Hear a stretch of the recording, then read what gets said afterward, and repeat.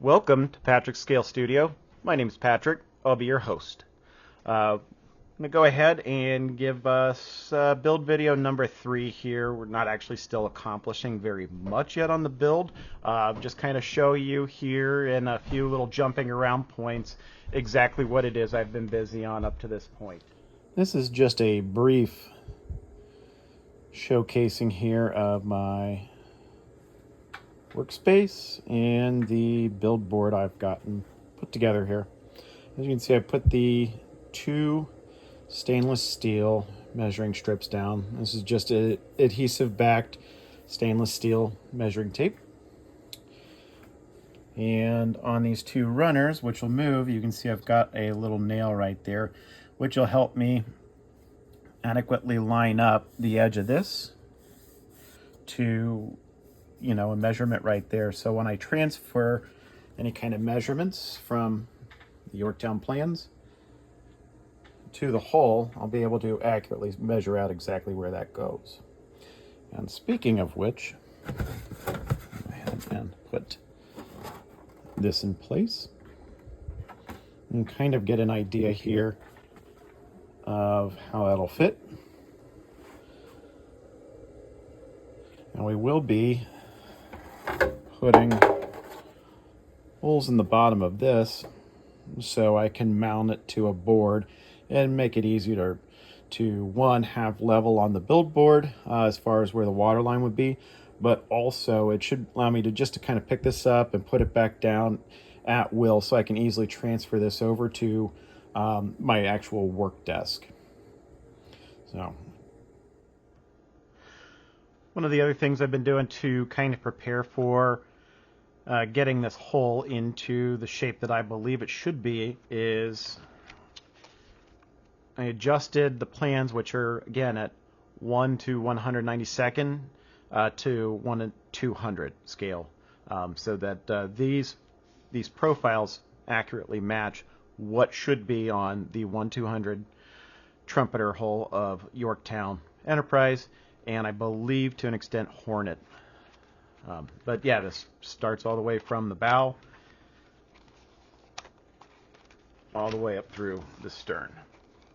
And what I could do is mark off spots on Yorktown's hull, hold these up to it to check for the correct shape with these profiles at each spot that it's supposed to be. Put these aside. Okay, so yeah, as you can see, this is one gigantic hole, and the center of it pretty much resembles a bathtub. Just straight slab sides, straight keel or straight bottom.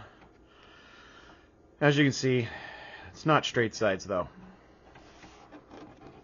I'm going to put that up there, and I don't know if I can make that out just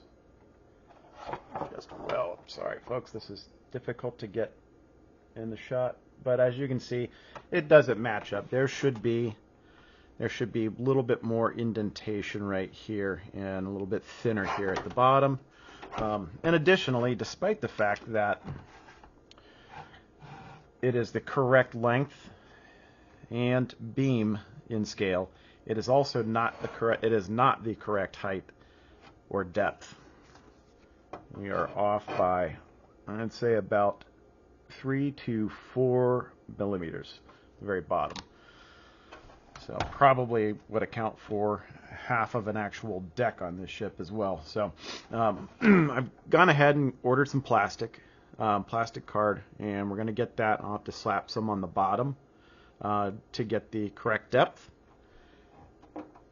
And that'll go all the way up to the front, to the bow, and kind of end back here, right around back here. Now, also, I've noticed I don't believe this is all 100% correct either. However, I'm just going to kind of look the other way and fudge that as best as I can. In no way is this going to be 100% accurate. I'm not a rivet counter. I never have been. I don't wish to be. For those that like doing that, that is wonderful and fantastic. This right here is as much of an endeavor already as I want it to be. But yeah, once we get the plastic in, we'll go ahead and get that all added and then begin the process of shaping this. I have to put plastic here in the bottom, and then I also have to put it on the inside, so when I start sanding this, I'm not sanding all the way through the hole. In order to get this properly prepared, in order for that plastic to go down on it, and it'll also provide a little bit more of a stable sit for it. As you can see, it kind of rocks back and forth right now. I'm going to go ahead and sand out these remainders of sprue gates right here and this line right here. That should help this sit a little bit flatter, and it will also give me a much more accurate idea of exactly how much depth I'm missing here. So, be back in just a few. Okay, now I got the that seam line, that center seam line removed. Got these remnants of sprue gates removed right there. And if I flip it over, I get a little bit more stability here in that than before, where it was rocking back and forth. So one thing that's also important to note is this is not from here to here. It is not 100% flat. There's a slight bulge right up here toward the center. I don't believe that's correct also, but again, when we start adding sheet plastic to this, we'll be able to correct all of the sins of how this was molded. One other thing I'm going to be doing is adding in these, not these walls, but these support pieces right here. Those are actually called out in step 6 right here, is adding these in. I'm probably just going to put them in temporary right now, so I don't have to work around them when I'm putting a bunch of the plastic on the inside of this hole. But I'm definitely going to want these there also, though, to kind of help provide some rigidity to this hole while I'm sanding. That might even actually temporarily fasten the hanger deck in place as well. Again, just to make sure I'm not getting a bunch of flex on this while I'm sanding it and modifying it. So I'm going to go ahead and get these pieces cut out, and I'll show you how they go in. Okay, so as you can see, A2, A4, A5, I've gotten them all taken off of the sprue that they belong on, and I've got them labeled.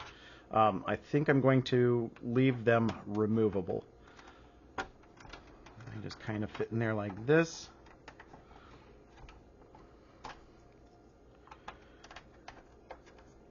And as you can see,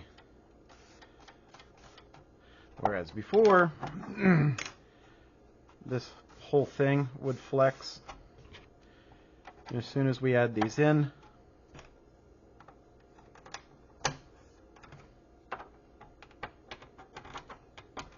and yeah, I realized that back one was out of view, but as soon as we add those in, now the whole thing's not flexing, just these sides.